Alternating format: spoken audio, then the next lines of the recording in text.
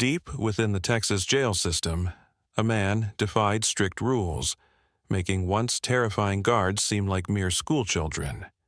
This clever genius had managed to escape not once, not twice, but an astonishing 4 times in less than 5 years. Each escape was more intricate and brilliant than the last, yet his final escape would transcend all limits, elevating his story to a near cinematic level of absurdity. Today, we delve into a tale of intelligence, planning, and suspense. Our story begins in the early 1990s, centered around a man named Stephen J. Russell. At that time, Stephen had no criminal record and worked as an accountant, leading a quiet, uneventful life. But everything changed after his manager unfairly dismissed him. The incident left Stephen feeling betrayed and furious, especially after years of dedication to his job. This single event turned Stephen's world upside down. Once a peaceful, law-abiding citizen, he became a man fueled by anger and resentment. His feelings toward the system ignited a fire within him, driving him down a path that would forever alter his fate. Known for his sharp mind and social savvy, Stephen chose to channel his talents into deception, beginning his journey with small-scale insurance fraud. He would stage fake accidents, some quite dangerous, just to collect insurance payouts. But in 1992, one of his scams was exposed, and authorities soon tracked him down. After his arrest, Stephen received a 6-month prison sentence, but he had no intention of serving his full term. The moment he entered prison, he began planning his escape. For the first month, Stephen studied the guards and workers, observing every detail of their routines and movements. He noticed that workers occasionally entered the prison for specific tasks and, when they left, simply knocked on the guardroom window for the guards to let them out. These workers were distinctive. They wore civilian clothes and carried handheld radios, marking them as temporary contractors rather than permanent prison staff. Realizing he could blend in with these workers, Stephen arranged for someone to smuggle him a set of civilian clothes and a handheld radio. With these items in hand, he mingled with the workers, pretending to inspect various areas while talking into the radio. At the right moment, he walked up to the guardroom, gave a subtle signal, and, just like that, the guards opened the door, allowing him to walk out a free man once more. Following this daring escape, Stephen adopted a new identity and relocated to Florida, where he lived as a fugitive for 2 years. However, fate had other plans. In 1994, during a risky insurance fraud involving forged checks, relentless investigators tracked him down once again. This time, he was sent back to Houston, Texas, where his status as an escaped convict plunged him back into the judicial system. Determined to end the cycle of escape and capture, Stephen made a choice to serve his remaining term, which was now less than a year. But once released, the mundane life of a grocery store worker couldn't satisfy him. Stephen craved wealth and a life of luxury. With renewed determination, he set his sights on a grander scheme, one that would secure his financial future indefinitely. Soon, an opportunity emerged. An advertisement in the newspaper offered a high-stakes role as a financial manager at one of America's most prestigious health insurance companies. Though he had no credentials in finance, this minor detail wouldn't deter him. First, he crafted an impressive fake biography, complete with degrees, qualifications, and glowing references from past employers. He even familiarized himself with financial terminology, buying newspapers like the Wall Street Journal and reading up on financial management. Thanks to his quick intelligence, Stephen absorbed everything he needed, speaking the language of finance fluently by the time of his interview. During the interview, Stephen's fabricated credentials and confidence were enough to convince the hiring team. When they asked for references, he provided 3 phone numbers, all linked to a call forwarding service. every call routed directly to Stephen, who expertly played different personas, changing his tone, accent, and style to match each reference. He painted himself as an accomplished professional, impressing the company and solidifying his place within its ranks. But fate dealt him a harsh blow. During a routine refinancing of his home, a bank employee flagged the unusually large sums flowing through his accounts. Tracing the funds led directly to Stephen's employer, the health insurance company. Alarmed, the company's CEO and senior executives uncovered Stephen's fraudulent activities and his criminal past, alerting the district attorney's office immediately. Sensing the walls closing in, Stephen made a last-ditch attempt to escape, withdrawing $40,000 from ATMs before his accounts were frozen. In a final act of desperation, he returned home, hoping to retrieve a few belongings. But the police were already waiting. Ambushed at his doorstep, he was arrested once again, facing yet another term in prison.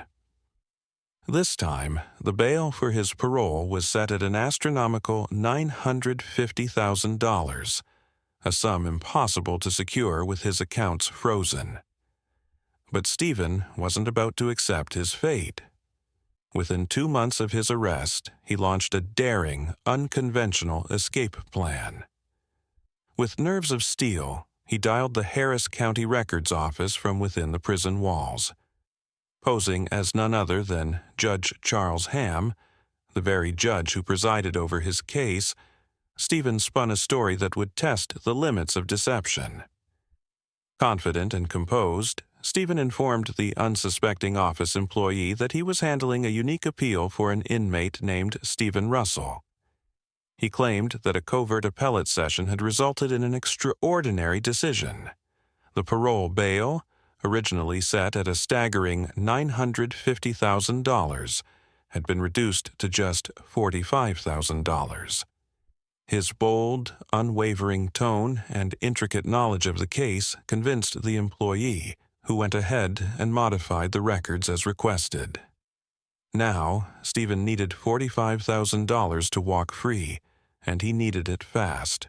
He reached out to a prisoner financing company, despite knowing he didn't meet their usual qualifications. Still, he managed to bend their policies, persuading them to front his bail under special conditions. However, Stephen's luck was short-lived. Authorities in Harris County soon caught wind of his scheme. 5 days after his escape, police intercepted his phone calls, pinpointing his location to a beachfront hotel in West Palm Beach, Florida. There, they moved in, catching him off guard and placing him under arrest once again. This time, Stephen received a harsh sentence, 40 years in prison for both embezzlement and escape. Though he could have appealed, he immediately accepted the judgment. His quick acceptance surprised even the prosecutor, who found it unusual given the severity of the sentence. But Stephen had no intention of serving at all. From the start, he knew he'd find a way to escape, no matter the circumstances. This time, however, he was transferred to a maximum security prison in Texas. The authorities, forewarned of his cunning and past deceptions, kept him under strict watch. With the prison's tight security and their heightened vigilance, officials believed escape was impossible. Meanwhile, Stephen bided his time, carefully observing his new surroundings and formulating yet another plan. A key detail soon caught his attention: a medical wing within the prison, where doctors and nurses wore green and blue scrubs. While their attire was different from the guards, the color was close enough that Stephen saw an opportunity.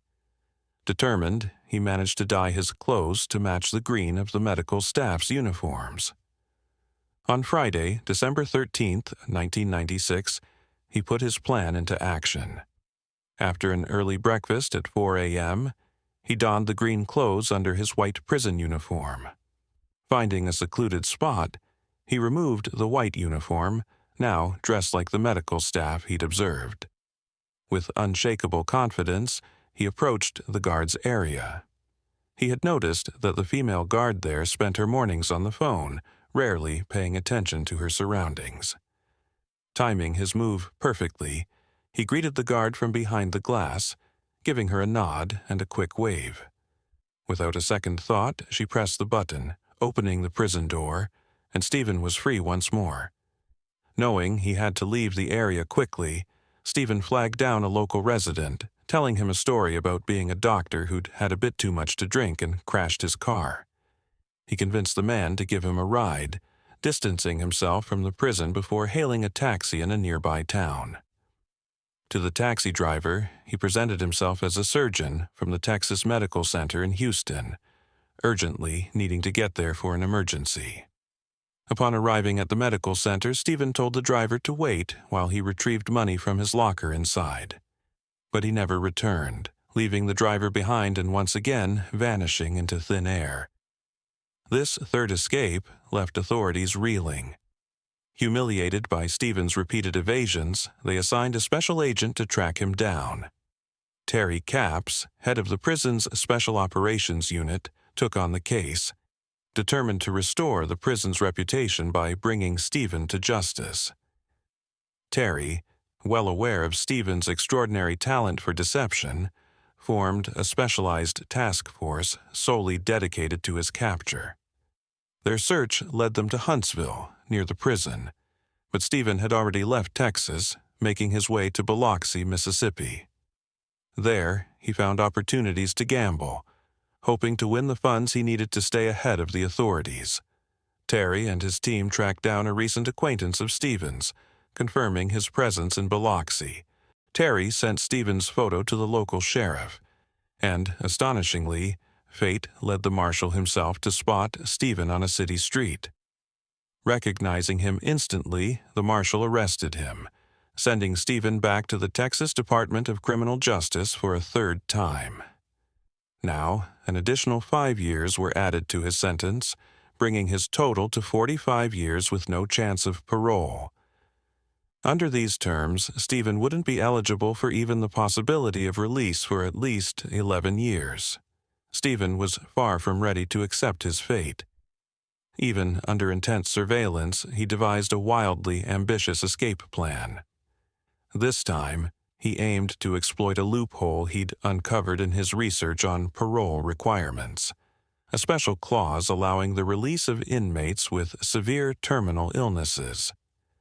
Stephen's strategy was to convince them that he had AIDS, a ruse that would demand nothing short of an Oscar-worthy performance. The first phase was brutal. He starved himself for months, forcing himself to vomit to mimic the symptoms. Next, he bribed a staff member to falsify his medical records, documenting his supposed AIDS diagnosis. The prison doctors accepted both his appearance and the records at face value, believing he was terminally ill. For 8 long months, Stephen feigned weakness, bedridden, until he was ready for the final phase, convincing them he was at death's door. To do this, Stephen gathered sedatives, saving them up until he had enough to induce a coma. After taking a dangerous dose, he lost consciousness for 4 days. When he finally awoke, prison doctors, convinced that his time was nearly up, approved his transfer to a care center in Kennedy, Texas. Once in the care facility, Stephen took his deception even further. He called the prison and care center officials, posing as Dr. Adam Roos, a specialist offering an experimental AIDS treatment. Perfect for the experiment, Stephen secured approval for his own transfer under his alias. In his next move, he forged a death certificate under Dr. Roos's name, certifying his own death. He sent copies to the care center, prison, and parole board, ensuring no one would pursue him. Free at last, Stephen regained his strength over the next few weeks, but it wasn't long before he slipped back into his old ways of deceit. He created a forged lawyer ID card, enlisting the help of a printing shop owner who found his story suspicious enough to notify the authorities, sending them a copy of Stephen's photo ID. When the authorities received the photo, they quickly recognized Stephen and contacted Terry Capps. Shocked to learn that Stephen had faked both a terminal illness and his own death, Terry assembled his team once more. A few weeks later, Stephen appeared in a Dallas bank, pretending to be a millionaire seeking a $75,000 loan. The bank's vice president grew suspicious and, under the guise of checking his application, contacted the FBI. Sensing danger, Stephen faked a stroke to escape, calling for an ambulance and slipping away. But when he was taken to the hospital, authorities guarded his room while awaiting the FBI. From his hospital bed, Stephen called the administration, pretending to be an FBI agent and instructing them to release him, claiming the investigation had concluded. The hospital complied, only to later learn from the real FBI that no such call had been made. Terry and his team quickly mobilized, narrowing their search to Dallas. They discovered Stephen had been moving between hotels, using fake IDs and aliases to stay one step ahead. After extensive tracking, they found that he had recently contacted an insurance company, sending them forged documents by fax to pull off another con. By tracing the fax machine location, Terry and his team pinpointed Stephen's whereabouts. As they prepared an ambush, 2 detectives spotted him walking on the street, allowing them to swiftly arrest him on the spot. For the 4th time, Stephen was back in custody, and Texas authorities had run out of patience.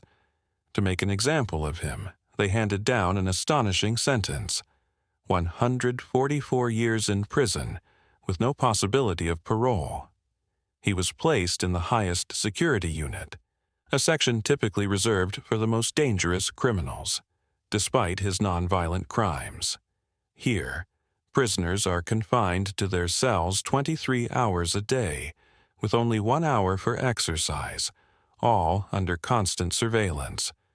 Since 1998, Stephen has remained in this high-security unit, serving out his lengthy sentence. And with that, we reach the end of Stephen's story. If you enjoyed this video, please hit the like button and subscribe to the channel.